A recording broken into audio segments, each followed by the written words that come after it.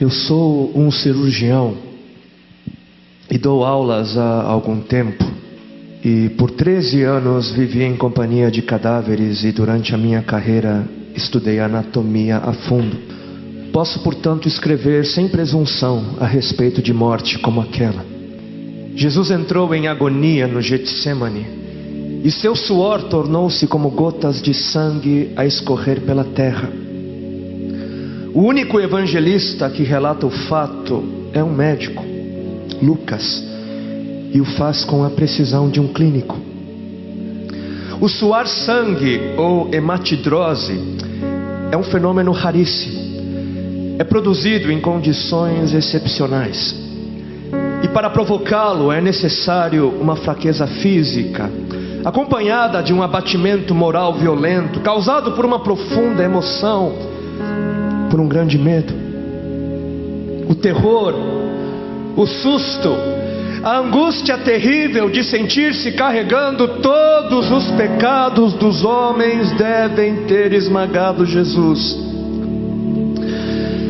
Tal tensão extrema produz o rompimento das finíssimas veias capilares que estão sob as glândulas sudoríparas, e o sangue se mistura ao suor e se concentra sobre a pele, escorrendo então por todo o corpo até a terra.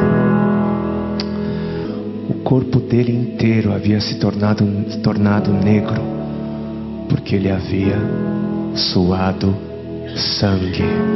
Só para os irmãos entenderem qual é o estado de espírito que leva alguém a suar sangue. O terror, o susto, a angústia terrível de sentir-se carregando todos os pecados dos homens devem ter esmagado Jesus. Conhecemos a farsa do processo preparado pelos líderes religiosos, o envio de Jesus a Pilatos e o desempate entre Herodes e Pilatos.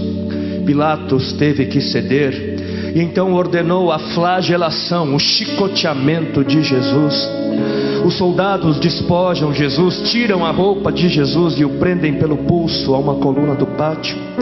A flagelação se efetua com tiras de couro múltiplas, sobre as quais são fixadas bolinhas de chumbo e pequenos ossos. Os carrascos devem ter sido 2, um de cada lado e de diferente estatura, e golpeiam com chibatadas a pele já alterada por milhões de microscópicas hemorragias do suor de sangue. A pele se dilacera e se rompe, o sangue espirra. A cada golpe Jesus reage em um sobressalto de dor. As forças se esvaem, um suor frio lhe impregna a fronte, a cabeça gira em uma vertigem de náusea, calafrios lhe correm ao longo das costas. Se não estivesse preso no alto pelos pulsos, cairia em uma poça de sangue. Depois o escárnio da coroação, com longos espinhos mais duros que os de acácia. Os algozes entrelaçam uma espécie de capacete e o aplicam sobre a cabeça de Jesus. Os espinhos penetram no couro cabeludo, fazendo-o sangrar, e os cirurgiões sabem o quanto sangra o couro cabeludo. Pilatos, depois de ter mostrado aquele homem dilacerado à multidão feroz, o entrega para ser crucificado. Colocam sobre os ombros de Jesus o grande braço horizontal da cruz, que pesa uns 50 quilos. A estaca vertical já está plantada sobre o Calvário. Jesus caminha com os pés descalços pelas ruas de terreno irregular, cheia de pedregulhos. Os soldados o puxam com as cordas. O percurso é de cerca de 600 metros. Jesus, fatigado, arrasta um pé após o outro, frequentemente cai sobre os joelhos e os seus ombros estão cobertos de chagas, de ferimentos. Quando ele cai por terra, a viga lhe escapa, escorrega e lhe esfola o dorso. Sobre o Calvário tem início a crucificação. Os carrascos despojam o condenado, tiram a roupa do condenado, mas a sua túnica está colada nas chagas dos ferimentos, e tirá-la produz dor atroz. Quem já tirou uma atadura de gaze de uma grande ferida percebe do que se trata. Cada fio do tecido adere, cola a carne viva, e ao levarem a túnica se laceram as terminações nervosas postas em descoberto pelas chagas. Os carrascos dão um puxão violento, e há um risco de toda aquela dor provocar uma síncope. Mas ainda não é o fim. O sangue volta a escorrer. Jesus é deitado de costas. As suas chagas se incrustam de pequenos elementos. Depositam-no sobre o braço horizontal da cruz. Os algozes tomam as medidas. Com uma broca é feito um furo na madeira para facilitar a penetração dos pregos. Os carrascos pegam um longo prego pontudo e quadrado, apoiam-no sobre o pulso de Jesus e com um golpe certeiro de martelo o plantam e o rebatem sobre a madeira. Jesus deve ter contraído o rosto assustadoramente. O nervo mediano foi lesado.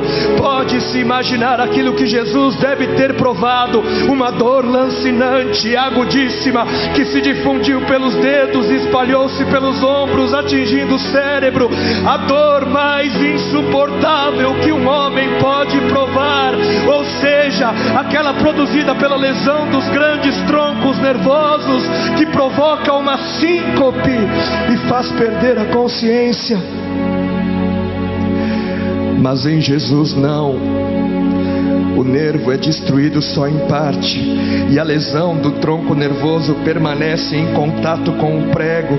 E quando o corpo for suspenso na cruz, o nervo se esticará fortemente como uma corda de violino esticada, e a cada solavanco, a cada movimento, vibrará despertando dores dilacerantes. Elevam a Jesus. Os ombros da vítima esfregam dolorosamente sobre a madeira áspera. As pontas cortantes da grande coroa de espinhos penetram o crânio. A cabeça de Jesus inclina-se para a frente, uma vez que o diâmetro da coroa o impede de apoiar-se na madeira. Cada vez que o mártir levanta a cabeça, recomeçam pontadas agudas de dor. Pregam-lhe os pés. Ao meio-dia, Jesus tem sede. Não bebeu desde a tarde anterior e estava desidratado pela perda de tanto sangue. Seu corpo é uma máscara de sangue. A boca está semiaberta e o lábio inferior começa a pender. A garganta seca lhe queima, mas ele não pode engolir. Tem sede. Um soldado lhe estende sobre a ponta de uma vara uma esponja com bebida ácida de uso entre os militares. Tudo aquilo é uma tortura atroz. De repente, um estranho fenômeno se produz no corpo de Jesus. Os músculos dos braços se enrijecem em uma contração que vai se acentuando, os bíceps esticados e levantados, os dedos se curvando. É como acontece a alguém ferido de tétano, a isto que os médicos chamam de tetania. Quando os sintomas se generalizam, os músculos do abdômen se enrijecem em ondas imóveis. Em seguida, os músculos entre as costelas, depois os do pescoço e finalmente os músculos respiratórios se enrijecem. A respiração se faz pouco a pouco mais curta. O ar entra, mas não consegue mais sair. Jesus respira com o ápice dos pulmões. Tem sede de ar como um asmático em plena crise. Seu rosto pálido pouco a pouco se torna vermelho, depois se transforma num violeta purpúreo. Jesus é envolvido pela asfixia. Seus pulmões cheios de ar não podem mais esvaziar-se. A fronte está impregnada de suor, os olhos saem fora de órbita. Mas de repente algo acontece. De repente algo acontece. Lentamente, com um esforço sobre-humano, Jesus toma um ponto de apoio sobre o prego dos pés. Ele esforça-se a pequenos golpes, se eleva, aliviando a tração dos braços. Os músculos do tórax se distendem, a respiração torna-se mais ampla e profunda, os pulmões se esvaziam e o rosto recupera a palidez inicial. Mas por quê? Por que este esforço? Por quê? Porque Jesus quer bradar: Pai, perdoa-lhes porque não sabem o que fazem. E logo em seguida o corpo de Jesus começa a afrouxar-se de novo e a asfixia recomeça. Foram transmitidas 7 frases pronunciadas por ele na cruz, e cada vez que quer falar ele deverá elevar-se, tendo como apoio o prego dos pés. Inimaginável! Atraídas pelo sangue que ainda escorre e pelo coagulado, enxames de moscas unem ao redor do seu corpo, mas ele não pode enxotá-las. Pouco depois o céu escurece, o sol se esconde, de repente a temperatura diminui. Logo serão 3 da tarde, e depois de uma tortura que dura horas e horas, todas as suas dores, toda a sua sede, todas as cãibras, toda a asfixia, todo o latejar dos nervos medianos lhe arrancam um lamento: Deus meu, por que me desamparaste?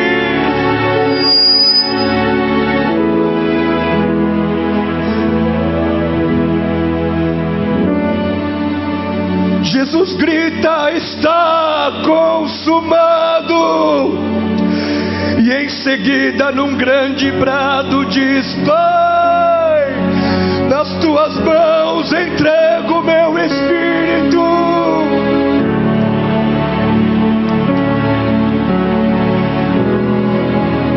E morreu no meu lugar e no seu.